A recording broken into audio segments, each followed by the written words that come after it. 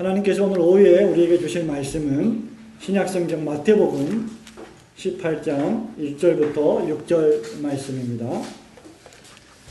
신약 30페이지 마태복음 18장 1절부터 6절 말씀을 저와 여러분이 한 절씩 교독하도록 하겠습니다. 그때에 제자들이 예수께 나와 가로되 천국에서는 누가 크니이까?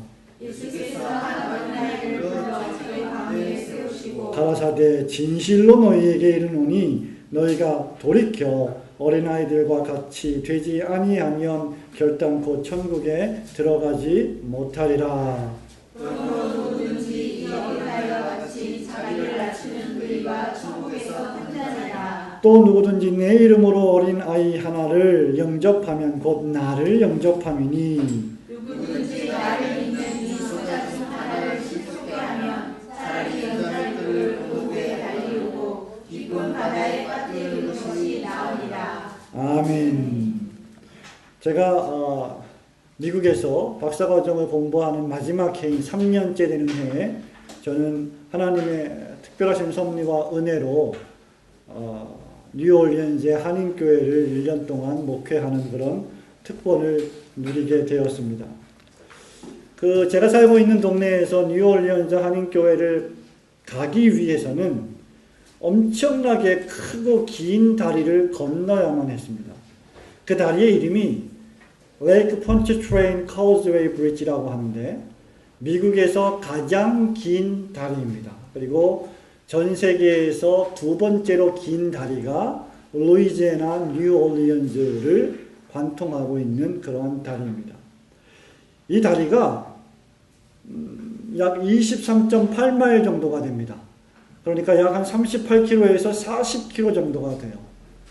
그래서 제가 살고 있는 맨더빌 지역에서 이 코즈웨이 브릿지를 시작하면 아무것도 보이지 않고 좌우는 바다와 같은, 바다가 아닌 호수가 나타나게 되는 곳이 바로 폰처트레인 카우즈웨이 브릿지입니다. 이 세상은 여러분 큰 것을 참 좋아합니다. 가장 큰 것, 큰 것 중에서도 가장 큰 것, 최고로 큰 것, 이런 것들을 추구하죠. 길어도 폰처트레인 카우즈웨이 브릿지처럼 가장 긴 다리, 세계에서 가장 긴 다리, 뭐 이런 것들을 좋아하게 됩니다. 세계에서 가장 높은 빌딩, 세계에서 가장 규모가 큰 빌딩, 뭐 이런 것들을 사람들은 추구합니다. 그래서 그런지 몰라도 교회도 세계에서 가장 큰 교회, 세계에서 가장 많은 교회, 이런 것들을 자랑하게 됩니다. 그래서 교회 이름도 여러분 1970년대, 80년대, 90년대 초반만 하더라도 교회 이름을 잘 보시면 예를 들면 서울중앙교회, 잠실중앙교회, 또 제1장로교회, 장로교회인데 제일 가는 장로교회, 그런 뜻도 있겠죠. 첫 번째 가는 장로교회. 제가 미국에서 공부했을 때 잭슨 지역에 살았었는데 그 잭슨의 가장 유명한 장로교회 가운데 하나가 First Presbyterian Church in Jackson이었어요. 잭슨 제1장로교회라고 하는 이름을 지었습니다. 여러분 이런 것들이 본의 아니게 교회에도 파고 들어옵니다. 이런 인식은 무엇 때문에 발생할까요? 그것은 큰 것은 다 좋은 것이다 라고 하는 인식이 우리 안에 자리하고 있기 때문입니다. 왜냐하면 큰 것이 왜 좋은 것이냐고 하면 큰 것이 강하다고 생각하기 때문이죠. 무엇인가 우리가 가지고 있는 것이 크면 그것은 곧 힘이 되고 그것은 곧 권력이 되고 그것이 힘이 되고 권력이 되기 때문에 자동적으로 그것이 진리가 되는 것입니다. 그래서 사람들은 살아도 어떻게 살길 원합니까? 잘 살길 원하는데 어떻게 잘 살길 원합니까? 큰 사람이 되기를 원합니다. 높은 사람이 되기를 원합니다. 훌륭한 사람이 되기를 원합니다. 인기 있는 사람이 되기를 원합니다. 많은 사람들의 대중적인 평판을 받기를 좋아하는 사람이 되기를 원합니다. 높이 올라가기를 원하지요. 우리 회사에 근무하시는 모든 분들도 마찬가지겠지만 그래서 우리는 할 수만 있으면 승진하기를 원하고 승진하기 위해서 그토록 열심히 일하는지도 모르겠습니다. 여러분, 그런데 하나님이 보실 때에는 크기는 전혀 중요하지 않은 것 같습니다.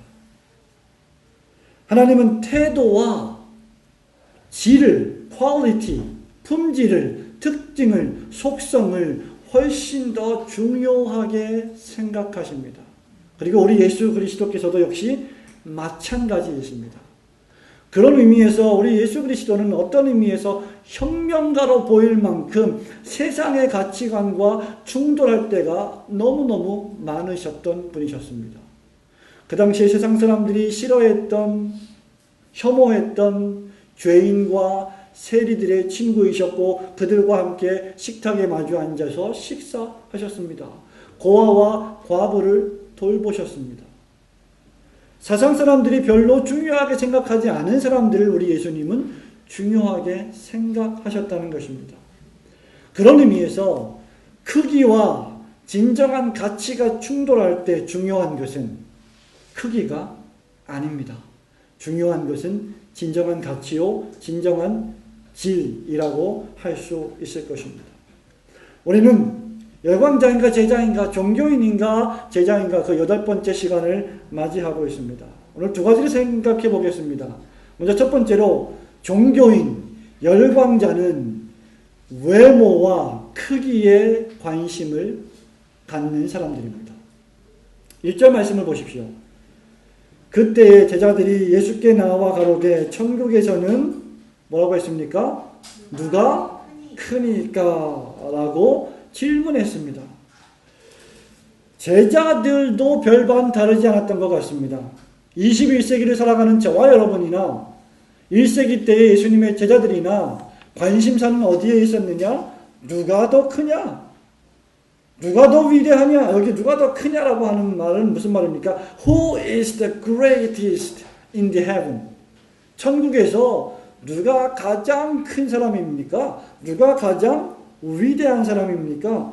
다른 말로 하면 누가 가장 높은 사람입니까? 여러 종류의 단계와 직급이 있을 텐데 그 중에서 누가 가장 높은 위치에서 큰 권력을 누리며 살아가는 사람이겠습니까? 라고 질문했던 것입니다. 크기 논쟁에 있어서 예수님의 제자라고 해서 특출나게 다르지 않았던 것입니다. 예수님의 제자라고 할지라도 세속적인 가치관에 물들어 있다면 그는 여전히 예수님의 제자라고 하는 이름을 가지고 있지만 예수님의 제자의 삶을 살지는 못하는 것이라고 할 수 있겠지요. 그렇기 때문에 여러분, 우리는 긴장해야 합니다. 우리는 그리스도의 제자가 되기를 원합니다. 우리 교회의 정체성이 무엇입니까? 바르고 곧으며 진실하고 정직한 그리스도인이 되는 것입니다. 그럼에도 불구하고 우리는 여전히 계속해서 세속적인 가치관에 영향을 받으며 살아가고 있는 존재들입니다. 오늘 본문 말씀에 제자들이 예수님께 나와 물었습니다. 누가 큽니까, 예수님? 무슨 말입니까? 제가 크지요. 제가 더 높지요. 제가 이 친구보다는 더 믿음이 좋지요. 제가 저 친구보다는 훨씬 더 큰 위치를 차지하지 않겠습니까? 라고 하는 마음을 가지고 있는 것입니다. 여러분, 이것은 세속적인 가치관에 물들어 있기 때문에 생각할 수밖에 없는 자동적인 질문입니다. 열광자는 그런 의미에서 외모와 크기에 관심을 갖게 되는데 그 외모와 크기에 관심을 갖는 자, 즉 종교인, 열광자의 특징 가운데 하나는 하나님보다 세상을 더 크게 바라보는 자입니다. 제자들이 왜 이런 질문을 했느냐? 천국에서도 지금 우리가 살고 있는 이 세상에서처럼 이 세상의 가치관대로 천국도 이루어져 있을 것이라고 착각하는 것이죠. 다시 말하면 세속적인 가치관으로 하나님 나라의 일, 영적인 일을 평가하는 것입니다. 그것은 하나님보다 세상을 크게 바라보기 때문에 발생하는 것입니다. 여러분이 세상을 어떻게 바라보느냐에 따라서 여러분의 인생이 좌우될 수 있습니다. 여러분이 하나님을 섬기는 일, 여러분이 겸손하게 하나님께 무릎 꿇고 기도하는 일, 여러분이 처한 위치와 생활과 환경 속에서 하나님의 뜻을 실천하며 살아가는 일을 더 크게 보지 않고 세상에서 인정받고 세상에서 좋은 인기와 평판을 받는 것을 더 높게 바라보고 있다면 그것이 바로 종교인의 모습이라고 할 수 있는 것입니다. 이런 사람들은 한 발은 교회 안에, 다른 한 발은 세상 안에 들여놓고 사는 사람과 같습니다. 즉 누가복음 16장 13절에 있는 표현대로 하면 하나님과 세상을 겸하여 섬기는 사람입니다. 하나님과 돈을 겸하여 섬기는 사람입니다. 더 나아가서 자신의 돈과 자신의 물질과 자신의 재산과 재물을 위해서 하나님을 이용하는 사람들입니다. 누가복음 16장 13절에 이렇게 말합니다. 집 하인이 두 주인을 섬길 수 없나니 혹 이를 미워하고 저를 사랑하거나 혹 이를 중히 여기고 저를 경히 여길 것임이니라. 너희가 하나님과 재물을 겸하여 섬길 수 없느니라. 이런 사람들은 두 마음을 품어서 정결함이 없는 자입니다. 교회를 안 나가면 무엇인가 꺼름칙하고, 교회를 나가자니 교회 앞에 헌금을 하게 되고 자기의 가진 재물을 빼앗길 것 같으니 또 교회를 못 나가겠고, 그 두 가지 생각 속에서 고민하는 사람들, 어떤 쪽이 나에게 유익이 될까라고 생각하는 사람들. 그래서 교회 나가는 것이 유익이 되면 교회를 나가고, 교회를 안 나가고 세상에 있는 것이 나의 삶에 더 유익이 된다고 하면 교회를 나가지 않고 예배하지 않고 세상에 있는 사람들, 즉 하나님과 세상을 같이 섬기는 사람들, 그 사람들은 종교인들입니다. 그 사람들은 진정한 제자가 될 수가 없습니다. 외모와 크기에 관심을 가지는 열광자는 또 어떤 사람입니까? 자기 자신의 위신과 업적에 관심을 가지는 사람들입니다. 1절 말씀에 제자들이 뭐라고 했습니까? 천국에서는 누가 크니까? 이 말 속에는 무슨 말이 있습니까? 천국에서는 주님, 제가 크겠지요. 저 말고 그 누가 천국에서 큰 위치를 차지하겠습니까? 라고 자기 자만과 교만과 자기 프라이드로 가득 찬 질문이 이 질문 속에 담겨져 있는 것입니다. 야고보서 4장 13절 말씀에 보면 이런 말씀이 있습니다. 들으라, 너희 중에 말하기를 오늘이나 내일이나 우리가 아무 도시에 가서 거기서 1년을 유하며 장사하여 일을 벌이라 하는 자들아 라고 믿음 없는 불신앙적인 장사꾼들, 사업가들을 향한 야고보 사도의 경고의 말씀이 나오는데, 이 말씀의 핵심은 무엇입니까? 너희 중에 말하기를 우리가 오늘이나 내일, 또 우리가 아무 도시에 가서, 또 우리가 거기서 1년을 유하며, 또 우리가 장사하고, 또 우리가 이득을 챙길 것이다. 우리가 라고 하는 말입니다. 이 사람들에게는 하나님이라고 하는 존재, 하나님이라고 하는 의식이 없다는 것이죠. 교회에 나옵니다. 똑같이 예배를 드립니다. 똑같이 기도합니다. 똑같이 찬송을 부릅니다. 그러나 그 모든 행위들이 종교적인 행위들일 뿐 하나님을 위한 행위가 아닌 자기 자신을 위한 행위로 전락되는 모습을 가리키는 것입니다. 누가 천국에서 크겠습니까? 주님, 내가 주님의 이름으로 엄청난 귀신을 내어 쫓고, 내가 주님의 이름으로 죽은 자를 일으켜 세우고, 내가 주님의 이름으로 예언을 하고, 내가 주님의 이름으로 기이한 일들을 행하지 않았습니까? 라고 우리는 지난주에 이미 그 말씀을 상고해 본 바가 있습니다. 그러한 자들을 가리켜서 우리 예수님 뭐라고 말씀하십니까? 내일 일을 너희가 알지 못하는도다. 너희 생명이 무엇이냐? 너희는 잠깐 보이다가 없어지는 뭐요? 안개니라 라고 했습니다. 하나님과 비교해서, 예수 그리스도와 비교해서 우리의 위신과 우리의 업적과 우리의 이름이라는 것은 무엇입니까? 아무것도 아닙니다. 고린도전서 강의를 하면서 여러분은 이미 사도 바울과 베드로와 아볼로를 가리켜서 사도 바울이 뭐라고 얘기했습니까? 미스터 Nothing. 우리는 아무것도 아닌 자들입니다. 라고 고백한 것을 이미 여러분들은 배웠습니다. 그렇습니다. 종교인들은 하나님을 높이려 하지 않고 하나님의 광대하심을 높이려 하지 않고 하나님을 찬미하려 하지 않고 자기 자신의 이름을 높이려고 하는데 집중이 되어 있습니다. 바벨탑의 원인이 무엇입니까? 우리가 성을 쌓고 우리가 하늘에 닿아서 우리가 우리의 이름을 온 천하에 알리자. 그곳에는 주님이 없습니다. 하나님이 없습니다. 진정한 믿음이 없습니다. 그 사람들은 위대한 일들을 할 수 있습니다. 사람들이 볼 때 엄청난 업적을 쌓아 올릴 수 있습니다. 엄청나게 큰 건물도 지을 수 있습니다. 수많은 사람들을 끌어모을 수도 있습니다. 그러나 그곳에 주님이 없다면, 그곳에 그리스도가 없다면, 그곳에 하나님이 안 계시다면 그것은 아무것도 아닌 것입니다. 사랑하는 성도 여러분, 외모와 크기에 관심을 갖는 종교인들, 열광자들의 특징이 또 무엇입니까? 비교 대상이 다른 사람입니다. 자기와 누구를 비교하느냐? 다른 사람과 비교해서 자신이 좀 더 나은 사람이라고 생각하는 사람들, 이러한 사람들이 바로 종교인들입니다. 그 대표적인 사람이 누구였습니까? 바리새인들이었습니다. 오늘 여기 주님의 제자라고 하는 사람들도 별반 다르지 않습니다. 누가 크겠습니까? 이 말은 무슨 말입니까?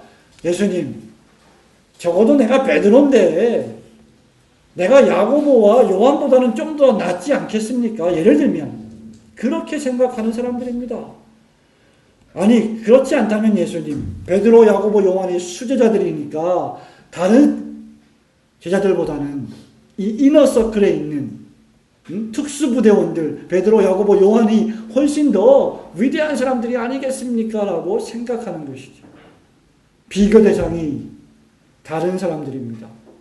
그 대표적인 사람이 누굽니까? 바리새인들이었습니다. 누가복음 18장 11절 12절에 바리새인들이 뭐라고 기도합니까? 서서 어떻게 기도합니까? 따로 기도하여. 같이 기도 안 합니다. 바리새인은 따로 기도합니다. 교만하게 기도합니다. 하나님, 나는 다른 사람들과 같지 아니함을 감사합니다. 그 다른 사람들이 누굽니까? 토색하는 사람들, 불의하는 사람들, 도적질하는 사람들, 간음을 하는 자들과 같지 않습니다. 이 세리와도 같지 아니함을 감사합니다. 나는 일주일에 2번씩 금식하고 또 소득의 11조를 꼬박꼬박 주님께 바칩니다. 나는 이 사람들보다 낫습니다. 우리 예수님 뭐라고 말씀하십니까? 회칠한 무덤아, 너희들이 회를 칠한 무덤과 같구나 라고 우리 주님이 책망하셨습니다. 여러분, 종교인들은 항상 다른 사람과 나 자신을 비교합니다. 그러나 진정한 제자는 누구와 자기 자신을 비교합니까? 예수 그리스도와 비교합니다. 위대한 사도들과 비교합니다. 위대한 사도들과 비교해 볼 때, 심지어 예수 그리스도와 비교해 볼 때 그는 아무것도 아닌 자임을 깨닫고 겸손히 하나님의 도우심을 요청하는 사람들이 바로 진정한 제자입니다. 결론적으로 열광자는, 종교인은 그 눈에 하나님을 의식함이 없기 때문에 누구를 의식합니까? 사람의 인정받기를 의식합니다. 사람들을 위해서 사람을 기쁘게 하는 사역을 하게 되어 있습니다. 사람들의 눈에 보기에 어떻게 비춰질까를 하나님의 눈에 보기에 어떻게 비춰질까보다 훨씬 더 많은 신경을 쓰는 사람들입니다. 사랑하는 성도 여러분, 특히 여전도 회원 여러분, 여러분들이 아침에 교회를 나올 때 아름답게 꾸미고 사람들에게 잘 보이게 하기 위해서 화장을 하고 나오시지만 그와 동시에 여러분의 영혼에 대한 화장도 잘하고 나오셔야 할 줄로 믿습니다. 그것이 진정한 제자의 모습이기 때문입니다. 사랑하는 성도 여러분, 그렇다고 하면 진정한 제자의 모습은 무엇입니까? 열광자는 외모와 눈에 보이는 것과 크기에만 관심을 갖습니다. 그렇다고 하면 진정한 그리스도의 제자들은 어떤 것에 관심을 갖습니까? 그것은 진정한 가치에 최고의 관심을 기울이는 사람들입니다. 2절과 3절 말씀을 여러분이 큰 목소리로 한번 읽어보겠습니다. 2절 3절 시작. 예수께서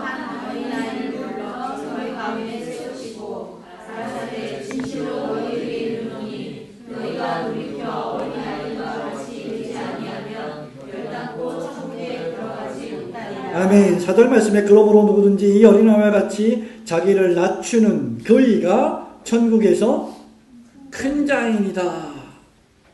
이 말씀은 여러분 기독교가 또는 교회가 또는 그리스도인이 크기나 모양에 따라서 좌우되지 않는다는 말을 의미합니다.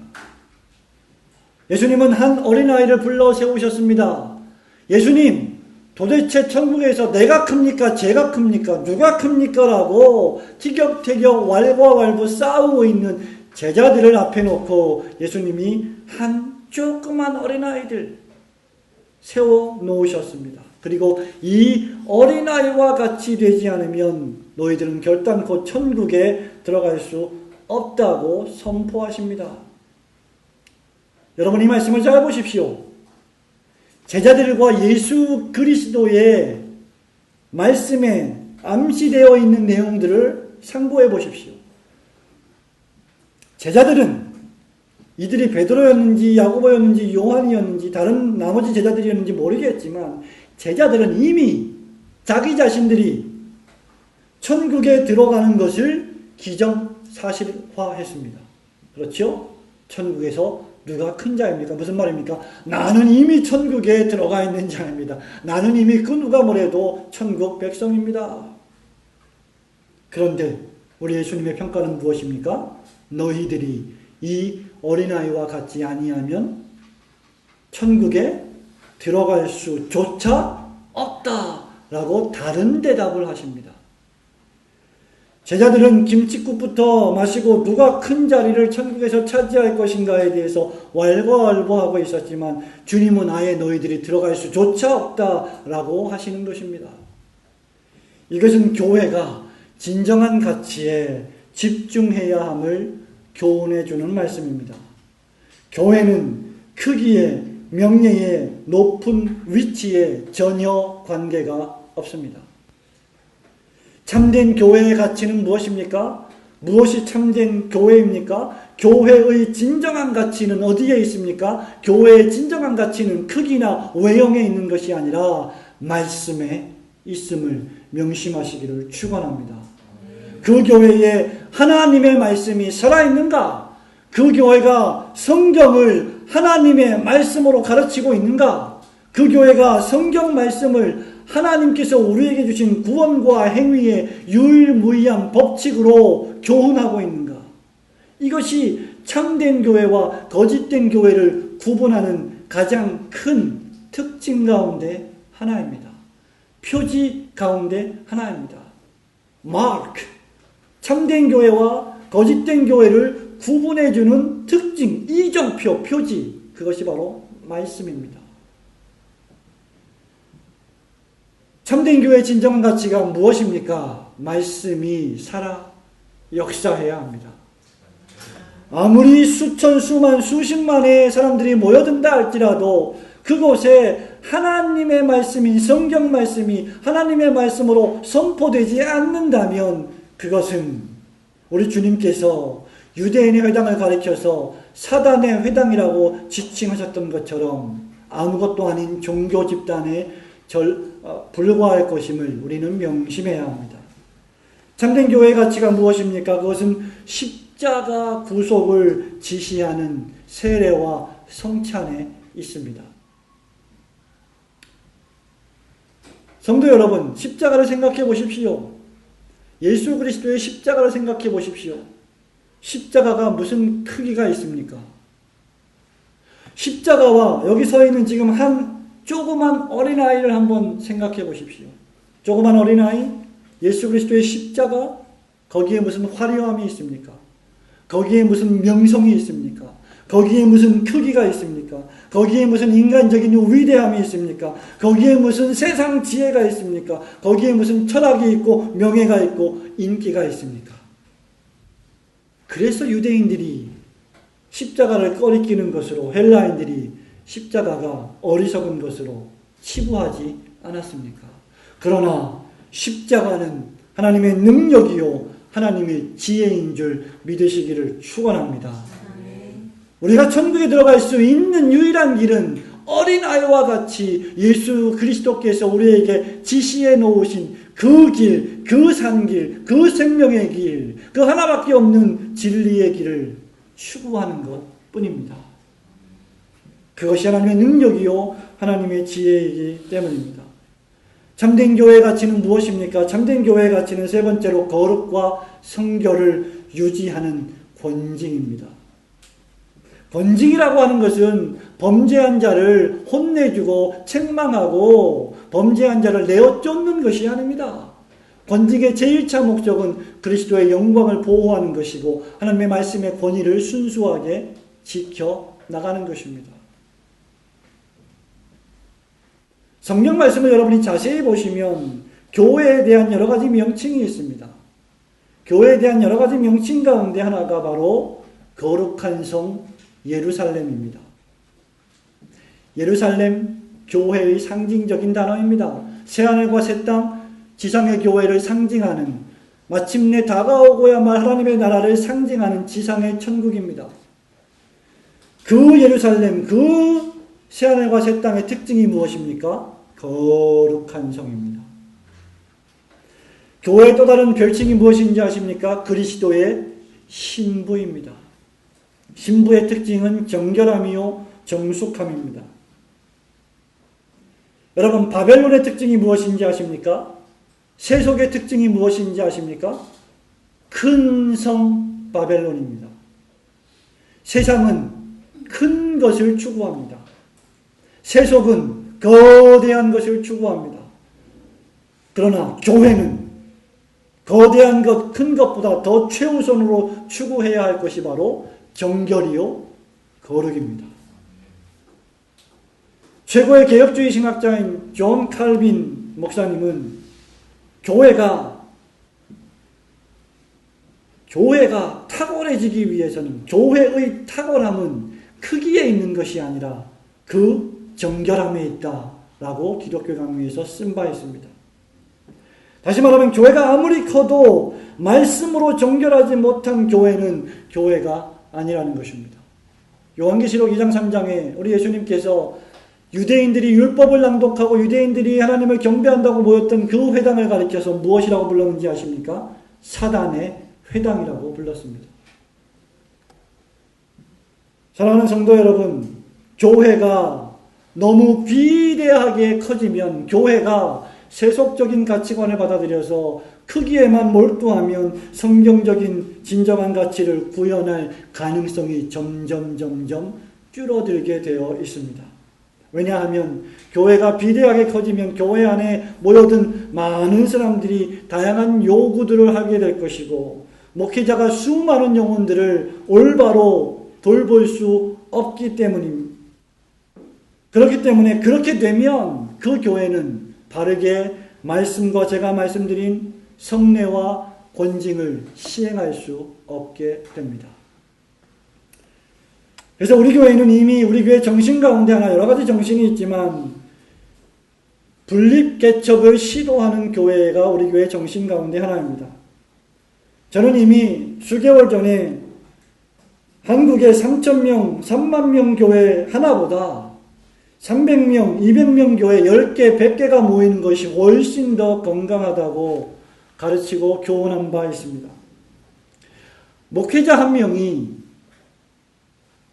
교회 안에 있는 구성원들, 즉 양떼들의 영혼을 목양적으로 잘 지도하고 돌볼 수 있는 최대의 숫자는 많은 이견들이 있지만 17세기 청교도 목사님들이 주장했던 것처럼 약 300명 정도가 적당하다고 말하고 있습니다. 저 역시도 한 300명 정도가 가장 적당한 한 목회자가 영혼을 감당하며 양떼들을 돌볼 수 있는 이상적인 교회의 크기라고 생각합니다. 그렇기 때문에 우리 교회는 150명이 넘어가고 300명 정도가 되면 그 어떤 이유를 불문하고 또다시 분립해서 하나님의 교회를 세워가는 일에 집중하는 것을 이미 우리는 마음에 품고 있습니다. 그렇기 때문에 우리는 진정한 그리스도의 제자가 되기 위해서 이러한 길을 걸어가고자 소원하는 것입니다. 진정한 제자의 참된 가치는 무엇입니까? 말씀드린 바와 같이 하나님의 말씀, 성례, 세례와 성찬, 그리고 권징이라고 했습니다. 그리고 네 번째로 필요한 자세가 바로 어린아이처럼 자기를 낮추는 겸손의 자세를 견지해야 합니다. 4절 말씀을 보십시오. 그러므로 누구든지 이 어린아이와 같이 자기를 낮추는 그이가 천국에서 크니이다. 크리다. 이렇게 우리 예수님 말씀하고 계십니다. 여러분, 그리스도인들과 특별히 오늘 한국교회가 이러한 자세를 견지해야 할 줄로 믿습니다. 저와 여러분은 그리스도인으로서 강한 사람에게 당당하고 연약하고 유약한 사람들에게 겸손한 그리스도인의 자세를 취해야 합니다. 그래야 한국교회가 다시 갱신될 수 있고 그런 작은 자세부터 취할 때 한국의 그리스도인들은 세상으로부터 존중을 받게 될 것입니다. 그리고 그런 의미에서 우리는 사람의 인정이 아닌 하나님의 인정을 받고자 노력해야 합니다. 5절 말씀을 보면 또 누구든지 내 이름으로 이런 어린아이 하나를 영접하면 곧 나를 영접함이니 라고 했습니다. 한동안 페이스북이나 여러 언론 매체에서 회자되었던 그런 일화가 있습니다. 여기 한 어머니와 또 다른 어머니가 자기의 아이들을 데리고 서 있습니다. 저 앞에는 청소부가 거리를 청소하며 청소를 하고 지나가고 있었습니다. 이 한 어머니가 그 청소부를 바라보면서 자기 딸에게 이렇게 말합니다. 너 공부 열심히 해야 돼. 너 공부 열심히 안 하면 저 청소부 같은 사람이 될 거야. 라고 말했습니다. 그러자 그 옆에 있던 다른 어머니가 자기 딸에게 그렇게 말합니다. 너는 열심히 공부해야 돼. 왜냐하면 열심히 공부해서 저런 분들을 많이 도와주는 사람이 되어야 돼. 라고 말했습니다. 여러분, 같은 사물을 보고도 어떻게 생각하고 어떻게 판단하느냐에 따라서 가치가 달라지게 되어 있습니다. 여러분이 하나님을 크게 보고 세상을 작게 보면 여러분은 진정한 제자가 될 수 있습니다. 그러나 하나님을 작게 보고 세상을 크게 보아서 세상이 추구하는 큰 사람이 되기를 원한다면 여러분은 진정한 제자가 되지 못할 가능성이 크게 됩니다. 교회는 작은 소자 하나에 큰 관심을 기울여야 합니다. 교회의 목회의 관심을 어린아이에게, 작은 자들에게, 연약한 자들에게, 어렵고 힘든 자들에게 집중해야 합니다.